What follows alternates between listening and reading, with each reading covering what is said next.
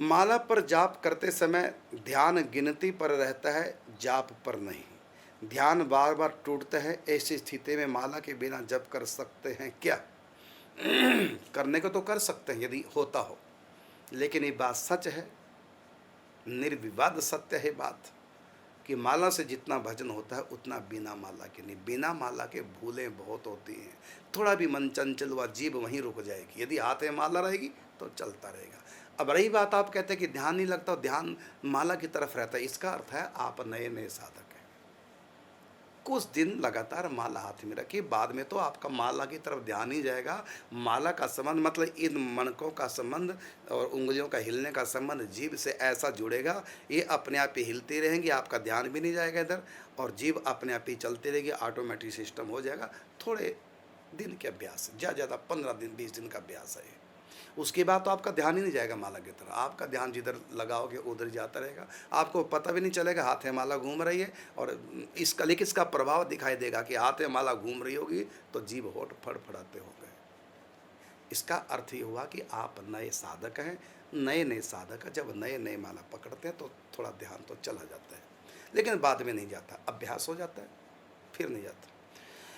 ऐसे तो नाम जप करते करते कथा सुने तो प्रारंभिक साधकों का कथा की तरफ से ध्यान हट जाता है नाम जप करते समय, और यदि कथा की तरफ ध्यान दें तो माला की तरफ से ध्यान हट जाता है और माला चलनी बंद हो जाती है। लेकिन ये प्रारंभिक साधकों के लिए, जब अभ्यस्त हो जाएंगे, हैप्चुअल हो जाएंगे, तो अपने आप ही इधर माला भी चलती रहेगी, नाम भी चलता रहेगा और साथ में कथा भी सुनते रहेंगे, सब काम अपने आप होते रहेंगे। लेकिन थोड़ा सा अभ्यास चाहिए। हाँ, प्रारंभ में थोड़ा ऐसा होता है, वो ये कि माला की तरफ बार बार ध्यान जाएगा, भगवान की तरफ कम, माला की तरफ ज़्यादा। लेकिन ये प्रारंभिक साधना में ऐसा होता, बाद में नहीं। बाद में तो अभ्यास बहुत बढ़िया हो जाता है।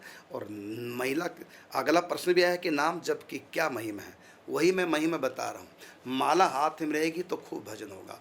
और ये माला की क्या महिमा है, आप स्वयं माला लेके देखिए। अब तक आप बिना माला के थे, अब आप कुछ दिन माला हाथ में लेके देखिए, आपको स्वयं पता चल जाएगा कि अब माला से भजन ज़्यादा होने लगा है। पहले भूलें बहुत होती थी, बहुत बार भूल जाते, नाम जब करते करते जीभ रुक जाती थी, थोड़ा भी मन चंचल हुआ। लेकिन जब ये कृपामयी माला हाथ में होगी, आपका मन लाख चंचल होता रहे, तब भी नाम जब आपका चलता रहेगा। इसलिए कहा माला है मलनाशनी, माला मात समान, करुणदास माला बिना कैसे हो कल्याण।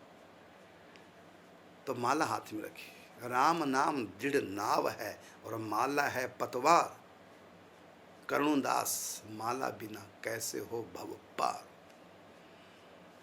इसलिए कहा माला मन से लड़ रही तू मत बिसरे मोही, बिना शस्त्र के सूरमा लड़ता देखा ना कोई। तो बिना शस्त्र के जैसे लड़ाई नहीं, जीत नहीं पाएंगे दुश्मन को, इसी प्रकार ये माला हथियार आप लेके देखिए। यदि आप कहें कि हमारा तो मन ही मन चलता है, अच्छा चलता है मन ही मन, तो भगवान शंकर जी ने कई जगह चित्रों में आपने देखा होगा हाथे माला है। सरस्वती जी के 4 हाथ हैं, एक हाथ में माला है। ब्रह्मा जी के 4 हाथ हैं, एक हाथ में माला है। जब ये अपने हाथों में माला रख रहे हैं तो कुछ सोच के रख रहे हैं, हम सबको शिक्षा देने के लिए माला अवश्य है। ये कह लो कि जो धन है आपके पास, पैसा, वो पैसा है, वो जप है, नाम है, और जो पर्स है वो माला है।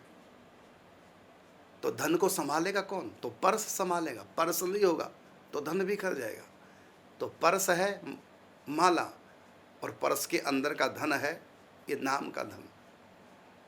जैसे पैसा संभालना तो पर्स रखिए अपने पास, वही पैसे को संभाल पाएगा। तो ऐसी नाम को संभालना तो अपने पास रखिए माला। और राम नाम दृढ़ नाव है, माला है पतवार। प्रभु का नाम नौका के समान है और ये माला पतवार के समान है।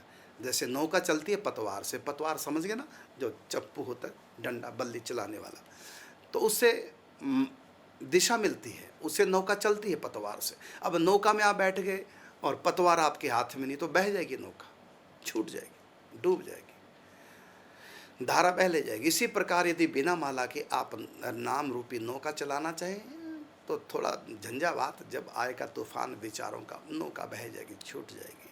यदि हाथ में पतवार होगी तो आपका जो नाम है, नौका है, वो चलती रहेगी और आपको आगे ले जाती रहेगी। इसलिए माला बहुत